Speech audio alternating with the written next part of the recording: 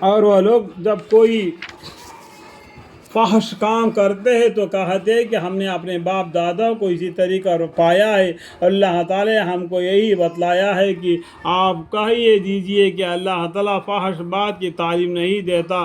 کیا خدا کے ذمہ ایسی بات لگاتے ہو جس کی تم سند نہیں رکھتے؟ آپ کہہ دیجیے کہ میرا رب نے حکم دیا ہے کہ انصاف کرنے کا، اور یہ کہ تم ہر سجدے کے وقت اپنا رخ سیدھی رکھا کرو، یعنی کعبے کی طرف رکھا کرو. اس کی یعنی اللہ تعالیٰ کی عبادت اس طور پر کرو کہ اسی عبادت کو خالص اللہ ہی کے واسطے رکھا کرو، یعنی شریک مت کرو. ایک اللہ ہے، اسی کو عبادت کرو. اپنا چہرہ نماز میں قبلے کی طرف رکھو. جس طرح تم کو اللہ تعالیٰ نے شروع میں پیدا کیا تھا، اسی طرح پھر تم دوبارہ پیدا ہوں گے. جس طریقے سے شروع میں تم کو پیدا کیا تھا ننگا، اور دنیا میں آئے، اپنا زندگی بسر کر دیا اور مر گیا، زمین میں مل گیا، پھر اس زمین سے تم کو دوبارہ پیدا کرے گا. اس ٹائم پر حدیث میں آتا ہے کہ سب کے آنکھیں اوپر کو دکھائی دیں گے، ایک دوسرے کو نہیں دیکھیں گے، کیونکہ ہر آدمی ننگا ہوگا.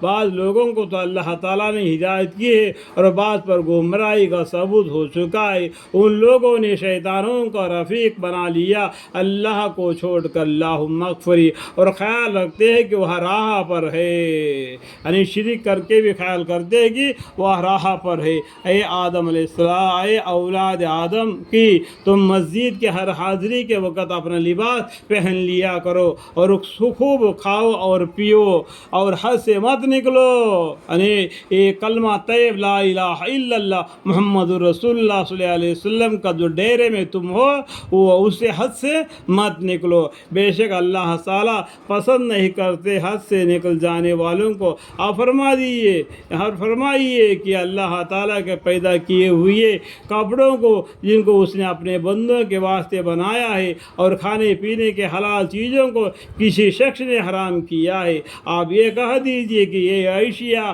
اس طور پر کہ قیامت کے روز بھی خالص رہے. دنیا زندگانی میں خاص اہل ایمان ہی کے لیے ہے. ہم اسی طرح تمام آیات سمجھداروں کے واسطے صاف صاف بیان کرتے ہیں. آپ فرمائیے کہ البتہ میرا رب نے حرام کیا ہے تمام فحش باتوں کو، ان میں جو اعلانیہ ہو وہ بھی، اور ان میں جو پوشیدہ ہو وہ بھی، اور ہر گناہ کے بات کو، اور ناحق کسی پر ظلم کرنے کو، اور اس بات کو کہ تم اللہ تعالیٰ کے ساتھ کسی ایسی چیز کو شریک ٹھہراؤ جس کو اللہ تعالیٰ نے کوئی سند نازل نہیں فرمائی.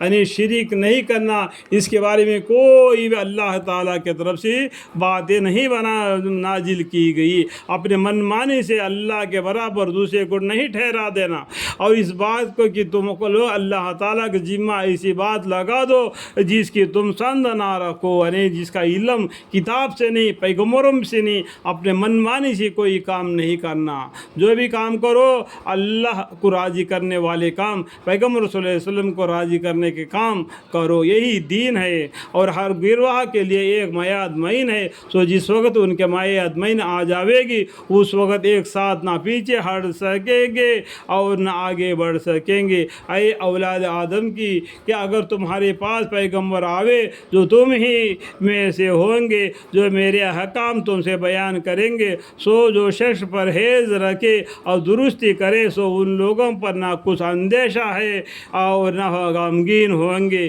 اور جو لوگ ہماری ان احکام کو جھوٹا بتلا دیں گے اور ان سے تکبر کریں گے، وہ لوگ دوزخ والے ہوں گے، وہ اس میں ہمیشہ ہمیشہ رہیں گے. سو اس شخص زیادہ کون ظالم ہوگا جو اللہ تعالیٰ پر جھوٹ باندھے یا اس کے آیتوں کو جھوٹا بتلا دے. ان لوگوں کے نصیحت کی جو کچھ لکھا ہے اور ان کو ملے یہ جاوے گا، یعنی جو کچھ لکھا ہے یعنی ان کے نصیب میں ان کو مل جاوے گا، یہاں تک کہ جب ان کے پاس ہمارے بھیجے ہوئے فرشتے ان کے جان قبضہ کرنے آویں گے تو کہیں گے کہ ہاں کیا ہوں گے جن کے تم خدا کو چھوڑ کر عبادت کیا کرتے تھے، وہ کہا گئے ہم سے سب غائب ہو گئے اور اپنے کافر ہونے کا اقرار کرنے لگیں گے۔ اللہ تعالیٰ فرمائے گی جو فریق تم سے پہلے گزر چکے ہیں جنات میں سے بھی اور آدمیوں میں سے بھی، ان کے ساتھ تم بھی دوزخ میں جاؤ۔